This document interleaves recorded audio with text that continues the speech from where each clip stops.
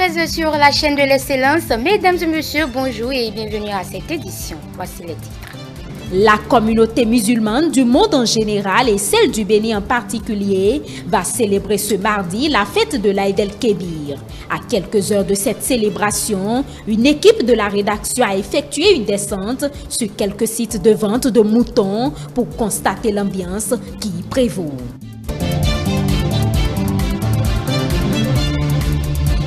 Tenue du congrès ordinaire des membres du syndicat national des travailleurs de l'administration de la jeunesse, des sports et des loisirs. À l'issue des travaux, Eman Chabi a été reconduit au poste de secrétaire général pour un nouveau mandat. Vous suivrez en fin d'édition le compte rendu des différents plateaux de votre émission Dimanche, c'est politique.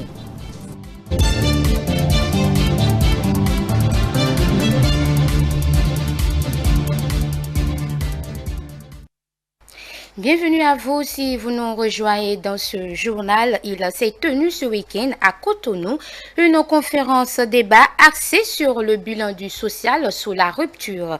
Un accent particulier a été mis sur l'expression hautement sociale employée par le chef de l'État dans son discours d'investiture. L'initiative émane des responsables du groupe de réflexion alternative et perspective GRAP. Plusieurs personnalités y ont pris part, de même que les étudiants et professeurs d'université. Le point avec Edouard Kakbo et Aziza Cham.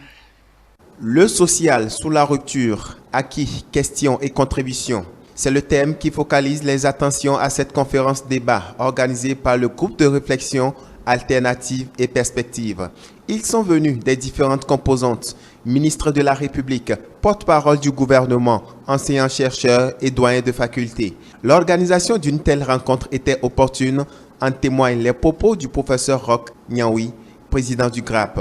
À l'investiture du discours du président de la République, nous avons tous entendu le second mandat sera placé sous le signe du hautement social. Qu'est-ce que c'est?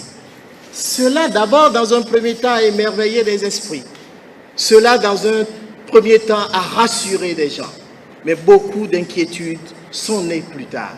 Beaucoup de questionnements sont nés parce que certains ont pensé que le hautement social, c'est tout de suite. Que le hautement social, c'est changer et distribuer de l'argent. Le hautement social, ce n'est pas ça. Si c'est distribuer de l'argent comme on l'avait observé dans le temps, ce serait plutôt le hautement dépendance. Et nous ne voulons plus cette dépendance parce que nous voulons assurer le développement social de la nation. Ce développement passe forcément par des ressources. Il faut les mobiliser. Il ne saurait avoir de mobilisation de ressources si certaines vieilles habitudes qui entravent le développement du Bénin subsistent encore. Dans un bref exposé, loin d'une propagande, Wilfried Léandre Rungbeji, porte-parole du gouvernement, rappelle ici un pan des grands changements opérés depuis l'avènement de la rupture dans ce secteur. Hier, et chacun peut en témoigner, il fallait connaître quelqu'un. Il fallait appartenir à telle formation politique. Il fallait connaître tel responsable politique bien positionné pour prétendre réussir au concours. Et même si vous étiez brillant, si vous avez la chance et qu'ils n'ont pas tout partagé, le résiduel qui reste, les brillants se battent entre eux pour prendre. Et évidemment, il en reste toujours sur le carreau. Aujourd'hui, si vous êtes brillant, vous avez la certitude que vous serez parmi les premiers déclarés admis si le jour-là, vous n'avez pas connu une mauvaise face. C'est du social. Et les jeunes gens, les jeunes béninois de toutes nos communes qui réussissent aujourd'hui au concours sans avoir eu besoin de faire des couloirs, sans avoir eu besoin de payer leur place, sans avoir eu besoin d'aller supplier quelqu'un, ils peuvent témoigner de ce qu'il y a du changement. C'est ce changement donc poursuivi par le chef de l'État Patrice Talon et son équipe au quotidien, et ceci pour le bien-être de tous. À bâton rompu avec les participants, la ministre des Affaires sociales et de la microfinance, Véronique Toyin-Fodé-Mewanou, a également expliqué les profondes réformes opérées dans le social, de même que les défis à relever. À l'hôpital public, se faire soigner, prendre en charge, et nous avons la santé, c'est de mettre un peu le focus sur le social, plus précisément l'état des lieux, les 5 dernières années, des crises multiplicateurs d'empreintes, etc. Donc, tout un éventail de choses. Après cette séance de questions-réponses, les différents participants ont pu s'approprier les contenus des nombreuses mutations enregistrées et la philosophie du président de la République quant au fait que son second mandat sera hautement social. Les membres du syndicat national des travailleurs de l'administration de la jeunesse, des sports et des loisirs, Sintra-JSL, ont tenu ce samedi 17 juillet 2021 leur premier congrès ordinaire.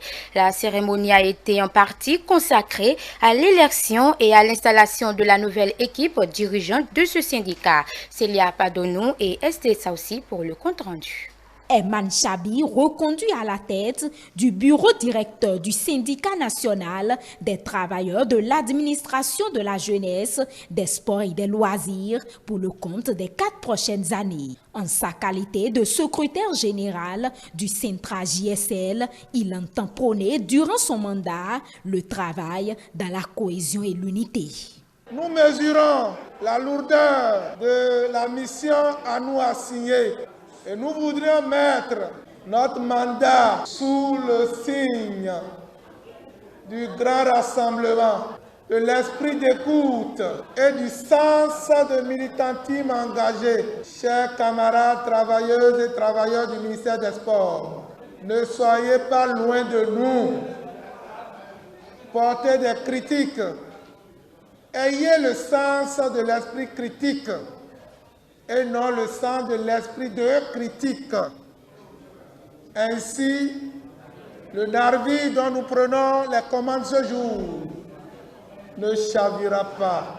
Félicité pour les prouesses réalisées au niveau de ce département ministériel depuis sa nomination, il a martelé que cela a été possible grâce à l'accompagnement des collaborateurs et syndicats sous sa tutelle. Ma présence ici est le témoignage de ma reconnaissance pour la qualité de la collaboration que j'ai eue au ministère des Sports avec le personnel et ses représentants. Vous avez bien voulu féliciter ma modeste personne pour les succès que nous avons eus dans le secteur des sports, mais je dois vous dire que ces succès sont également les vôtres. Nous savons que pour certains, il a été difficile de renoncer à un certain nombre de choses. Mais je voudrais que vous ayez tous la satisfaction des performances que nous avons réalisées pendant le premier mandat. Plusieurs autres confédérations syndicales ainsi que les personnels de certains ministères ont honoré également de leur présence ce rendez-vous qui a permis l'élection du nouveau bureau de ce syndicat. Face aux doléances et doutes des uns et des autres, Osvaldo Meki rassure. Le second mandat, le chef de l'État a lui-même dit que ce mandat sera hautement social. Je voudrais vous inviter à y croire. Même si vous faites le choix d'être méfiant, c'est la prudence de celui qui a longtemps été berné et qui veut voir avant de croire. Nous avons la conviction que ce que le chef de l'État a annoncé se fera au cours de ce mandat. C'est en toute connaissance de cause qu'il a dit ce mandat sera hautement social. C'est sur cette note d'espérance que le ministre des Sports a pris congé des siens, acteur clé qui œuvre pour l'amélioration des conditions de vie et de travail au sein du ministère des Sports. Le mardi 20 juillet 2021, la communauté musulmane va célébrer la fête de l'Aïd el-Kébir, encore appelée la fête de la Tabaski. En prélude à cette célébration, une équipe de notre rédaction a effectué une descente sur quelques sites de vente de bétail de Cotonou. On suit le reportage de Grace Assi et Poudens Kousseron, présenté par Aziz Acham. Encore quelques heures et la communauté musulmane du Bénin et celle du monde en général va célébrer la Tabaski. Un tour sur les sites de Zongo et abattoirs de Cotonou, vendeurs de bétail et clients échangent sur les prix des catégories de béliers. De l'avis de quelques vendeurs rencontrés, la Tabaski de cette année est nettement différente de celle des années antérieures. Les moutons sont un peu moins chers. Cette année, les prix sont montés un peu. Selon les importateurs qui ont amené, ils ont dit de là-bas, c'est cher pour eux. Donc c'est pour ça ici, les moutons sont devenus plus chers. Il a un mouton 400 000, il a pour 100 000, selon ce que tu as. Il a même pour 50 000. Je trouve que vraiment c'est à cause de, comment appelle-t-on, l'argent. Il n'y a plus des affaires, on va faire pour trouver l'argent. Vraiment c'est un peu difficile. Le prix du mouton, vraiment ça va de 300, 400, 250. Bon, le plus moyen, 70 000, 100 000. Bon, comme il n'a pas d'argent, il prend 70 000, 50 000, 35 000. Les gros moutons là sont là, ils sont en train de prendre les petits moutons. Il y a un mouton 30 000, il y a un mouton 25 000, il y a un mouton 23 000. Tout tu vas trouver ici. Il y a des moutons dans la chambre maintenant, ils ont payé, ils vont aller mener l'argent, ils n'ont pas amené l'argent. En raison du coût des prix des bêtes à immoler, qui varient entre 25 000 et 400 000 francs CFA, plusieurs chefs de ménage sont encore réticents à venir se procurer leurs moutons. Ce matin, je suis venu constater que tout est cher sur le marché. Tout est cher par rapport à l'année passée. Par exemple, moi, j'ai fait un programme de 150 000 pour pouvoir prendre un truc un peu signifiant, quoi. Mais ce que je suis venu voir ce matin, non, ce n'est pas la peine. Bon, on n'a pas le choix, on est obligé de prendre ça comme ça. Puisque bon, la fête, c'est un devoir pour nous d'acheter quelque chose pour la fête. Donc je n'ai pas le choix, je vais devoir acheter ça comme ça. Même si c'est un petit truc, je serai obligé de prendre ça comme ça. Bon, selon les capacités, c'est l'argent que tu as, il faut payer de l'argent là, quoi. Il ne faut pas dire que bon, tu veux moins cher ou bien cher. Si tu amènes 200 000, tu peux payer un mouton de 200 000. Si tu amènes 100 000, tu peux payer un mouton de 100 000. Ça dépend de ta capacité, quoi. La tabaski étant une prescription religieuse que tout bon musulman doit sacrifier à la tradition, ces derniers disent faire avec les moyens de bord. C'est à cause de l'argent, personne ne traîne pas à la maison. C'est ça là, c'est ça que la fond dit, sonne-moi yari. À quoi? C'est l'argent sinon. Mais quand même, jusqu'à demain et lundi, il y a encore la possibilité. Selon capacité, si tu amènes 100 000, si tu amènes 80 000, si tu amènes 200 000, 300 000, tu peux payer le mouton. Pour que la fête soit bien passée, c'est tout. En attendant le jour de la célébration prévue pour ce mardi, les vendeurs exhortent les clients encore indécis à y faire un tour. Ils y trouveront, promettent-ils, des bêtes à la portée de leur bourse. Plus de soucis désormais pour les Béninois de la diaspora qui envisagent d'investir dans un projet au Bénin. L'Africaine Vie Bénin, en partenariat avec Destination Bénin, offre une plateforme de sécurité, le plan de retraite et d'investissement. La cérémonie qui consacre le lancement de cette plateforme s'est déroulée le vendredi 17 juillet à Cotonou. Aziz Achamou et Prudence Kosson. Destination Bénin, en partenariat avec l'Africaine Vie Bénin, crée le plan de retraite et d'investissement PRI. Une opportunité pour tous les Béninois de la diaspora. C'est une nouvelle plateforme qui leur offre la possibilité de planifier leur retour au Bénin en toute sérénité, en toute quiétude et en toute sécurité. Opter pour le PRI, c'est garantir un plan d'investissement sur mesure à coup sûr. Le directeur général de Destination Bénin rappelle ici l'objectif visé en initiant le dit projet. Destination Bénin est une entreprise béninoise qui offre des produits et services pour faciliter et accompagner le retour des Béninois de la diaspora. Elle a pour but de mettre à la disposition de cette diaspora béninoise une multitude d'opportunités. Elle a été mise en place dans le but de permettre à toute personne, en particulier les Béninois de l'extérieur, de profiter des meilleures offres mobilières ou immobilières, d'une épargne saine et mieux rémunérée et des différentes opportunités afin de planifier leur retour au Bénin en toute sérénité et sécurité. En plus du plan de retraite et d'investissement, Destination Bénin offre également 2 autres produits et services à son actif. Afro-Immo, qui est une plateforme d'intermédiation qui permet à tout Béninois de la diaspora d'avoir les meilleurs prix des matériaux de construction et les véritables informations concernant un projet immobilier au Bénin. La plateforme vous permet d'accéder aisément à un devis précis et comparatif selon votre demande sur tous vos besoins de matériaux ou de services dans le domaine de la construction. Elle aidera beaucoup à trouver des interlocuteurs de confiance capables de vous accompagner pour nos achats et suivi de nos chantiers de construction. 3.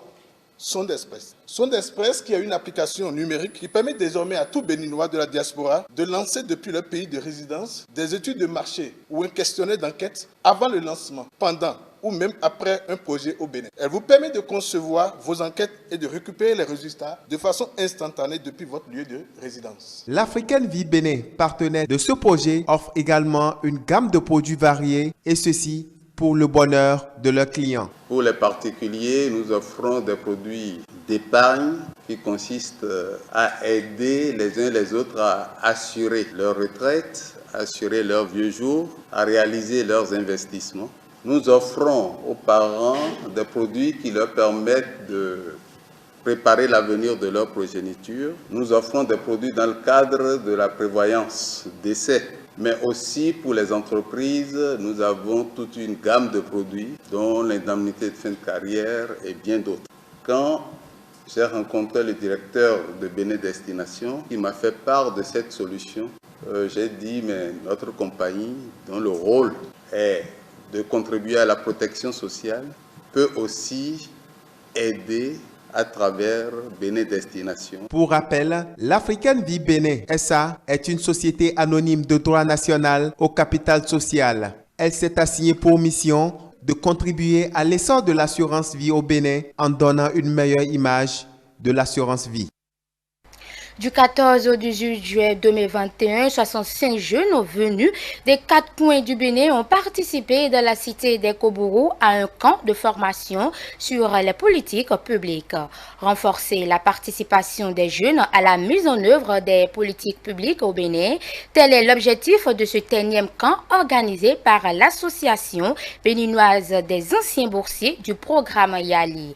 Avec le soutien de l'ambassade des États-Unis au Bénin, la formation a pris fin à la satisfaction des participants. Dieudonné Babatunde et Makekapo pour le point. Un camp de formation sur les politiques publiques au Bénin, une initiative de l'association des anciens boursiers du programme YALI, Bénin YALI Alumni Association, soutenue par l'ambassade des États-Unis. Venue des 12 départements du Bénin, cette jeunesse a durant 4 jours appris beaucoup de choses sur les politiques publiques. Différents panels ont été animés par de très grands orateurs à l'endroit de cette famille de Yupo-campistes et quand vient le moment de se séparer, l'émotion gagne les cœurs. La route est longue, la tâche est ardue parce que l'état d'esprit et les mentalités sont encore très dures à changer. Avoir ce type d'assemblée qui nous permet de nous connecter les uns aux autres, de découvrir à quel point est-ce que les jeunes qui sont loin de Cotonou, Amateri, Bernadette Mpo, j'ai découvert Hortense Bakwe, j'ai découvert autant de personnes, autant de gens dont les histoires sont pour moi touchantes et inspirantes et qui me galvanisent personnellement. Je voudrais remercier tous les participants. Je compte sur vous pour porter le message dans chacun de vos arrondissements, vos villages, vos quartiers de ville, dans vos communes. Je compte sur vous pour ne pas laisser éteindre la flamme du Yupo. Le Bénin doit changer et avec lui le monde. Qui mieux que la jeunesse fait de lance de la société pour le faire? Ce vieil homme s'est rendu compte que le changement qu'il voulait dans le monde pouvait commencer par lui, le seul individu. Et que s'il avait fait ce changement, à coup sûr, ses enfants et sa femme seraient changés, la famille serait changée, le quartier serait changé, l'arrondissement, la commune, le département, le pays, le continent et le monde. Alors retournez et soyez le changement. Et que vos familles changent, vos quartiers changent, vos communes changent, et que le Bénin soit changé, et que nous écrivions ensemble une nouvelle page de l'histoire du Bénin. Nous sommes le changement que nous voulons voir réalisé dans le monde. C'est avec cette conviction et cet engagement que les 65 participants du Yupo Camp 2021 sont repartis dans leurs localités respectives à porter la bonne nouvelle pour un changement de mentalité et de comportement. Cette formation vient à point nommé pour nous outiller, les jeunes engagés provenant de tous les départements du pays que nous sommes, afin de porter haut nos voix dans un pays où, bien que constituant la majorité de la population, donc principaux bénéficiaires des politiques publiques, ne sommes pas suffisamment impliqués dans la mise en œuvre de celles-ci. Je voudrais attirer l'attention des gouvernants ici présents sur le fait que la pérennité des politiques publiques actuelles dépend fortement de l'inclusion et de l'acceptation des jeunes d'aujourd'hui, futurs dirigeants de demain.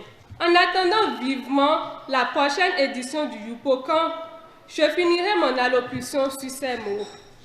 Nous, jeunes, devons activement être impliqués dans la mise en œuvre des politiques publiques au Bénin. Remise d'attestation au Yupocampus 21 et festin dînatoire ont mis un terme à ces 4 jours de formation sur l'élaboration, la mise en œuvre et l'évaluation des politiques publiques au Bénin. Le hashtag Yupocamp 21, c'est désormais du passé. Je vous invite à présent à suivre le condensé des différents plateaux de l'émission Dis-moi c'est politique de ce 19 juillet.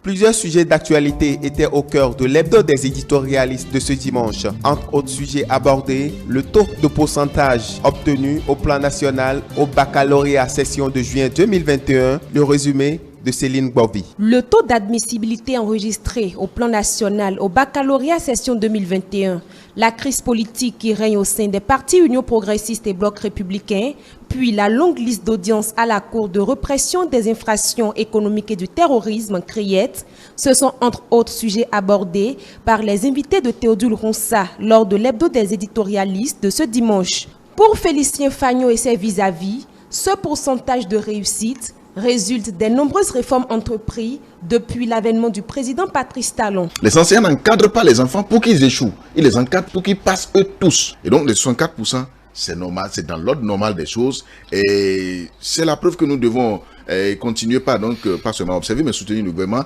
dans cette logique-là, qui est de réformer complètement le secteur éducatif. De 72 à ce jour, 50 ans après, c'est 50 ans après que nous avons pu connaître ce fort taux au Bénin. Je pense que tout le monde doit se remettre au travail pour que les années à venir, le Bénin puisse grandir davantage dans l'histoire du baccalauréat. Je pense que fondamentalement, c'est à l'actif du président de la République et il faut le féliciter.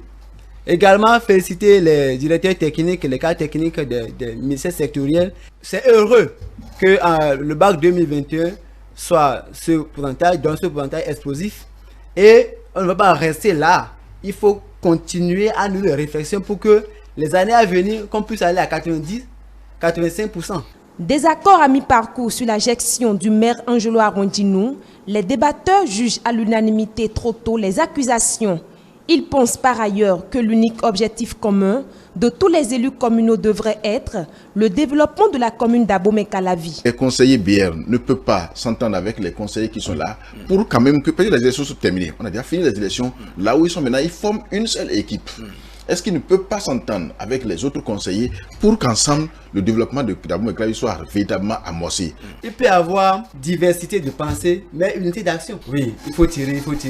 Mais il faut qu'on arrive à une conclusion où c'est le développement qui est la priorité. Il faut que chacun commence par dire que ma commune doit être première. Mais lorsque vous tirez les draps de vote, que chacun dit ce qu'il pense, chacun fait ce qu'il veut, compte tenu des intérêts égoïstes, je pense qu'on ne va même pas laisser la main au maire de faire passer ces décisions, de décider de qu'est-ce qui est bon pour sa commune. Selon Félicien Fagnon, les deux parties devraient se donner la main non seulement pour l'atteinte des objectifs fixés, mais aussi et surtout pour éviter des scandales politiques à l'avenir. Pour moi, c'est un appel que je lance à l'endroit des conseillers, aussi bien de l'UP que de BR, pour qu'un terrain d'entente soit trouvé. Pour que nous ne soyons pas pressés aussi de porter les affaires sur la place publique. Parce que le fait de les porter sur la place publique envenime la situation. Aujourd'hui, on sait que l'UP est majoritaire au sein du conseil communal d'Abomey-Calavi. Alors, lorsque vous portez l'affaire sur la place publique et que vous avez tendance à les accuser, à faire comme si c'est eux qui ont tort, les autres peuvent maintenir leur position dure. Mais quand ils vont maintenir leur position dure, c'est que nous risquons d'assister à une situation où c'est l'UP seul qui gère et dont la voix passe jusqu'à la fin du mandat. L'autre sujet qui a nourri la réflexion de ces débatteurs est l'état de santé des prévenus de la loi à la criette. Cette actualité reste à suivre, ont-ils martelé.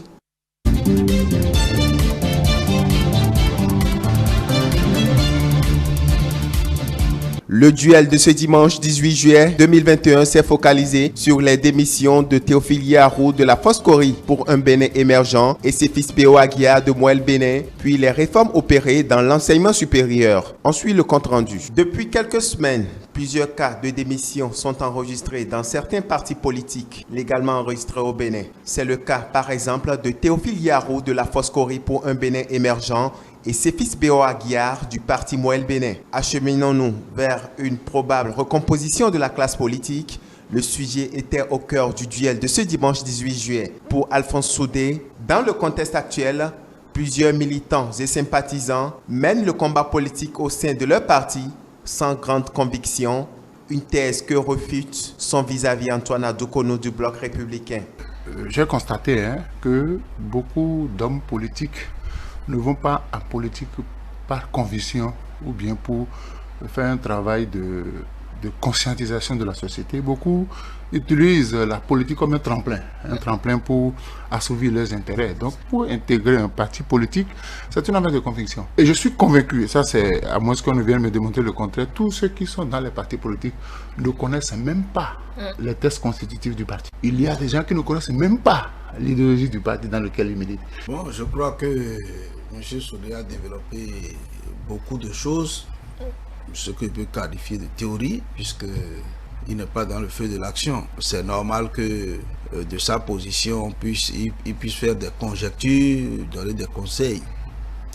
J'aurais souhaité qu'il aille aussi à la phase pratique.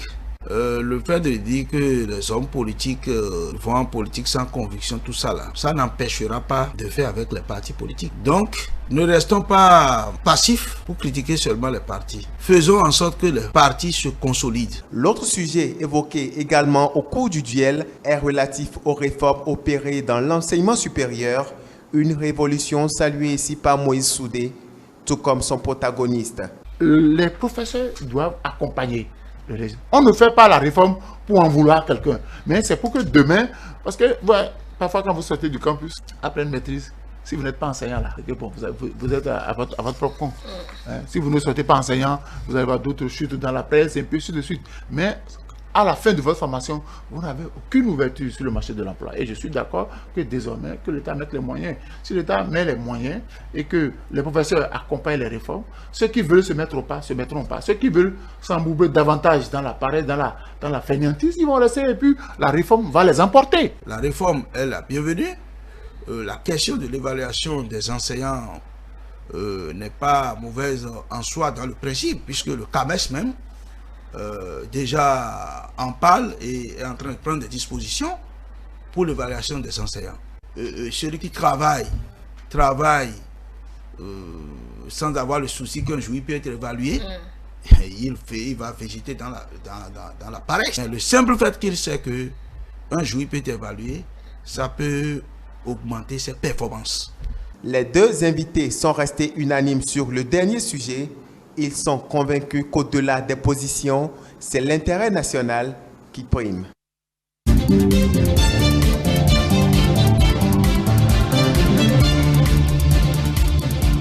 La redynamisation du sous-secteur de l'enseignement supérieur, de la recherche et de l'innovation par le gouvernement était au cœur des échanges sur l'entretien de ce dimanche 18 juillet 2021. Le professeur Dodia Mouzouvi est revenu entre autres sur les grandes recommandations issues du séminaire qui a réuni les acteurs de ce sous-secteur et les membres de la commission spéciale chargée de proposer des solutions pouvant améliorer le secteur de l'enseignement. Karine Adeniyi pour Le Point. L'enseignement supérieur de la recherche et de l'innovation constitue un maillon essentiel de développement. Voilà pourquoi le gouvernement a mis en place une commission spéciale chargée de trouver des stratégies pouvant permettre de relever le niveau de performance de ce sous-secteur. Ceci fait suite au diagnostic peu reluisant de l'enseignement supérieur malgré les nombreux efforts fournis. Après 2 mois de travaux intenses, la commission a rendu son rapport qui a d'ailleurs fait objet d'un séminaire avec les acteurs du sous-secteur. Au cours de ce séminaire, les recommandations faites peuvent être regroupées en 2 grandes dimensions précises, le professeur Dodia Mouzouvi. Pour lui, redynamiser les universités publiques du Bénin s'avère nécessaire. La première que je souhaite que chacun de nous retienne, c'est que dans la logique du gouvernement, Il y a que les défis sont tellement nombreux que ici et maintenant, il y a des actions urgentes à prendre en compte, à régler. En tout cas, d'ici les 90 jours que nous avons devant nous, il faut que ça démarre. Ensuite, et c'est la deuxième grande décision, orientation, il faut mettre en place une structure chargée de rédiger un programme spécial. Un programme spécial d'investissement, de développement et de promotion de l'enseignement supérieur, de la recherche et de l'innovation. Toujours dans le souci d'une mutation complète du système éducatif, le Conseil national de l'éducation a été installé par le gouvernement avec une mission bien définie. À en croire l'invité d'Angel Toboula, le rôle du CNE n'est pas des moindres. Vous vous rendez compte que le CNE est à un niveau supra, un niveau national de conseil, d'orientation et tout ce que vous voulez, que le CNE manage, structure et coordonne tous les ordres de l'enseignement. On a compris qu'il faut une professionnalisation de l'enseignement. Il faut que l'enseignement secondaire soit davantage orienté vers la technologie, la professionnalisation. Tout ça est mis dans les moules que chapeaute le Conseil national de l'éducation. Et dans le but d'accompagner le financement des recherches, l'État béninois a également retenu et approuvé la création d'un fonds de développement de l'enseignement supérieur, de la recherche et de l'innovation. Les réalités autour de ce fonds feront encore l'objet de discussions où les décisions seront peaufinées, mais l'idée déjà retenue et approuvée de mettre en place un fonds pour assurer le développement de la recherche est déjà très important. Aujourd'hui, une base de données est disponible pour traiter de façon méthodique les dossiers des aspirants au métier d'enseignant-chercheur. Ceci pour éviter toute forme de fraude. Pour entrer dans cette base de données, il y a déjà un travail qui se fait en amont. Je prends un exemple. Aujourd'hui, à part les dispositions, les mécanismes mis en place par les universités pour déceler les plagiats et tout, ce qui arrive à passer entre les mains, dès qu'ils ont leur doctorat et que la procédure est lancée, ils se positionnent. Il n'y a pas une enquête de moralité en bonne et due forme qui se fait. Il n'y a pas un certain nombre d'accompagnements pour qu'on soit sûr de ce que celui-là qui va être assistant, le minimum est là. Aujourd'hui, le fichier déjà permet d'opérer une enquête de moralité. Le fichier permet de séparer le bon grain de livret en termes de plagiat. Les acteurs de ce sous-secteur sont invités à prendre le train de la modernité conduit par le gouvernement béninois pour le rayonnement du système éducatif. Mesdames et messieurs, c'est tout pour les informations de cet après-midi. Suivez juste après moi le décryptage avec le consultant politique Agapite Napoléon Maforécan. Je vous informe que vous pouvez toujours nous suivre sur nos différentes plateformes digitales, sur notre site internet www.etelebene.com, sur notre page Facebook Etelebene ainsi que sur notre chaîne YouTube. Agréable soirée à vous.